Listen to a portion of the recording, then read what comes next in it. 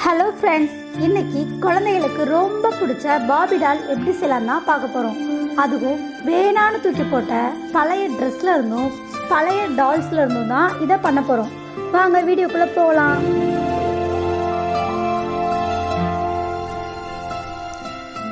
இது செய்ய தேவையான பழைய பொம்மை ஒன்று எடுத்திருக்கேன். இது ரொம்ப ட்ரெஸ்லாம் பிஞ்சு போன பொம்மை. அதை எடுத்துக்கிட்டு அதில் கரெக்டான அளவு நம்மளுக்கு எவ்வளோ பொம்மை லென்த் இருக்குதுன்னு ஃபஸ்ட்டு மெஷர்மெண்ட் எடுத்துக்கணும்.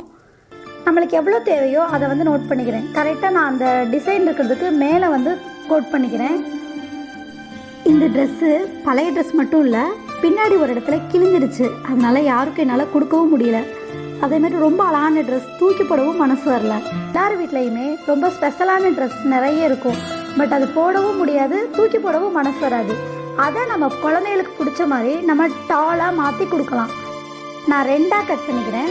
அந்த கட் பண்ண போர்ஷனில் முன்னாடி உள்ள பார்ட்டை மட்டும் எடுத்து நான் கீழே ட்ரெஸ் பண்ண போகிறேன். அந்த பொம்மைக்கு தேவையான அளவுக்கு அழகாக ட்ரெஸ் பண்ண போகிறேன்.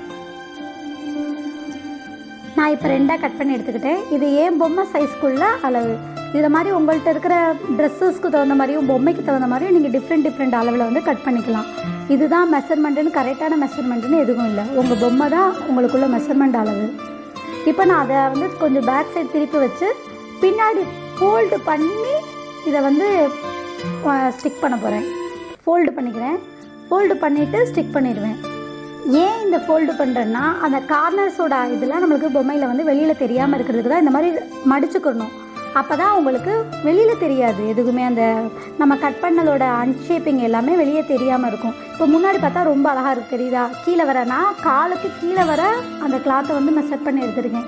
அதே மாதிரி ஏன்னா பாபி டால் எப்போவுமே கீழே வர ட்ரெஸ் போட்டிருக்கோம். அதனால் கொஞ்சம் நீங்கள் உங்கள் பொம்மையோட சைஸ்லேருந்து கொஞ்சம் பெருசாகவே தான் கட் பண்ணி எடுத்துக்கணும். இப்போ பார்த்தீங்கன்னா இதில் வேஸ்ட்டாக நிறைய இருக்கும் மேலே உள்ள பீஸ். அதை எல்லாமே எக்ஸ்ட்ரா டிசைன்ஸ்க்கு வந்து நான் யூஸ் பண்ண போகிறேன். இப்போ பார்த்தீங்கன்னா இதில் கைக்கு இருக்கிற டிசைன்ஸை நான் இதே மாதிரி இந்த பொம்மையோட கைகளுக்கு கொடுக்க போகிறேன். அதை அப்படியே பின்னாடி கவர் பண்ணி எப்படி உங்களுக்கு பிடிக்குதோ எந்த மாதிரி டிசைன் வச்சு பாருங்கள். உங்களுக்கு தகுந்த மாதிரி அதை ஒட்டிக்கலாம். இப்போ நான் பார்த்தீங்கன்னா பின்னாடி இருந்து ஃபோல்டு பண்ணி எடுத்து அதை வந்து முன்னாடி ஸ்டிக் பண்ணுறேன். இது வந்து இந்த பொம்மைக்கு வந்து ரொம்ப அழகாக இருக்குது. அதனால் நான் இந்த மாதிரி பண்ணுறேன். நீங்கள் உங்கள் பொம்மை சைஸ்க்கு தகுந்த மாதிரி எந்த மாதிரி வேணாலும் டிசைன் பண்ணிக்கலாம். இப்போ ஃபிக்ஸ் பண்ணுறேன். நான் க்ளூ கன் யூஸ் பண்ணி ஃபிக்ஸ் பண்ணுறேன். இதுக்கு நீங்கள் ஃபெவிகால் கூட யூஸ் பண்ணி ஃபிக்ஸ் பண்ணிக்கலாம். இது கரெக்டாக ஒட்டிடும். ஏன்னா கிளாத் தான், உங்களுக்கு ஃபெவிகால் கூட கரெக்டாக ஒட்டிடும். இல்லை ஃபேப்ரிக் க்ளூ இருந்தாலும் ஃபேப்ரிக் க்ளூவும் யூஸ் பண்ணிக்கலாம். இப்போ நான் எக்ஸ்ட்ரா டிசைன்ஸ் கொடுக்குறதுக்காக இன்னொரு சைடு இருக்கிற அதையும் அந்த டிசைனையும் கட் பண்ணி எடுத்துக்கிறேன். இதை நான் வச்சு பார்க்குறேன். ஃபஸ்ட்டு ஹெட்டுக்கு வச்சு பார்த்தேன், நல்லா இல்லை. இப்போ வந்து கீழே நம்ம ஏற்கனவே ஒட்டியிருக்க அளவுகளுக்கு வந்து வச்சு டிசைன் பண்ண போகிறேன். இப்போ கட் பண்ணி எடுத்துக்கிறேன். எடுத்துகிட்டு பார்த்தீங்கன்னா இடுப்பில் நம்ம ஏற்கனவே ஒட்டியிருந்த பார்ட்டில் வந்து தெரியுது. ஸோ அந்த ஒட்டினது மறைக்கிறதுக்காக நான் மறுபடியும் அந்த இடத்துல இந்த நம்ம இப்போ கட் பண்ணி புதுசாக கட் பண்ணி எடுத்ததை ஃபிக்ஸ் பண்ணுறேன். க்ளூ அப்ளை பண்ணும்போது கொஞ்சம் அதிகமாக க்ளூ வந்து அப்ளை பண்ணுங்கள். ஏன்னா ஒரு ஃபேப்ரிக் மேலே இன்னொரு ஃபேப்ரிக்கை வைக்கும்போது நம்மளுக்கு நல்லா க்ளூ நிறைய வைக்கணும். அப்போ தான் நல்லா ஒட்டும். இப்போ ஒட்டிடுச்சு. இது க்ளூ கன்னால் வேகமாக ஒட்டிடும்.